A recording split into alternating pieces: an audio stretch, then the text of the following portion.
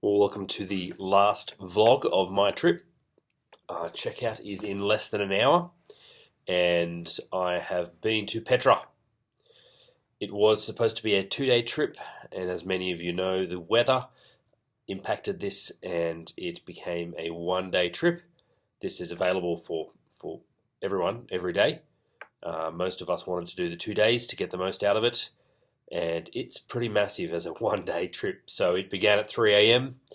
when I woke up, got things ready, headed down to another hotel where we were picked up at 3:45 and driven to a drop-off point where we met people from Tel Aviv who were doing the same tour.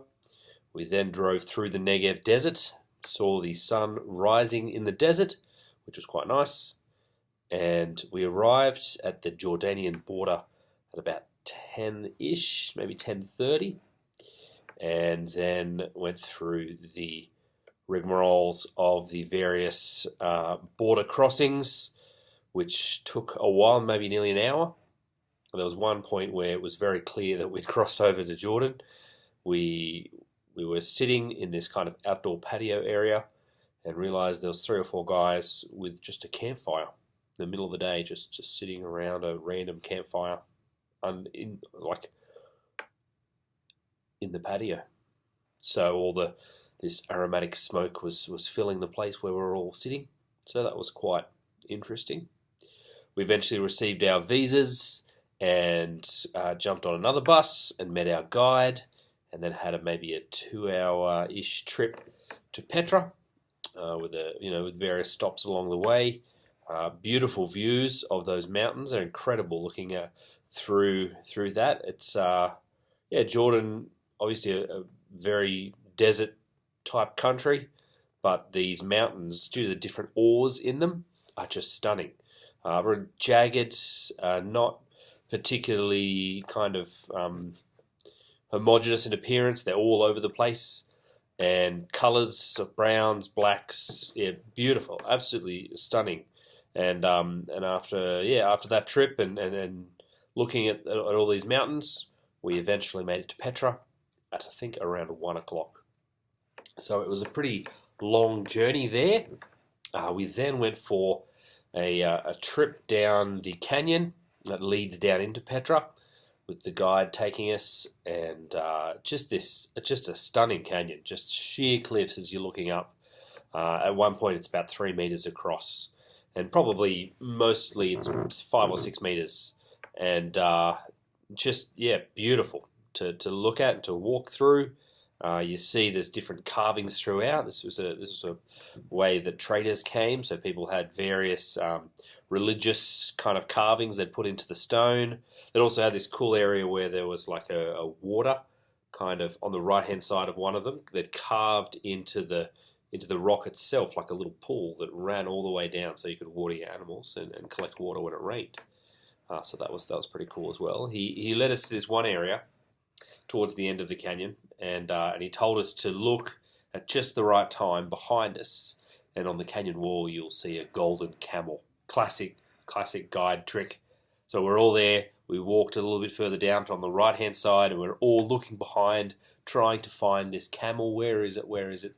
And he told us to turn around, and the treasury was in front of us there, and just absolutely stunning building. Just rises up and up and up, carved into solid rock.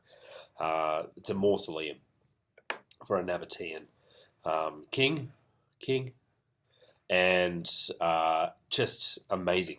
You just walk into this big kind of open valley area, and you just can't take your eyes off it. It was just one of those moments in life where you just get goosebumps, and you cannot believe that you're there.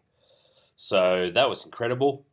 We walked further down. After a while, we came to the necropolis. So that's one mausoleum, and this is a big kind of valley with a whole bunch of little mausoleums in it, dug into the rock. Various Nabatean royalty and rich, and the wealthy elite have done that as well. And just we got to explore around there for maybe 2.5-ish hours. pretty incredible. There was a first century Hellenistic amphitheatre that had also been built there as well when the Romans took over, and yeah, just stunning. The whole way down, you would hear this before seeing these horses in this carriage. So they had these little kind of carriages, and two people could hop in it, and these horses would take you up and down the canyon. And they had donkeys with these little 8-year-old kids on it, whipping them, which I was not happy with. They looked like they were pretty abused.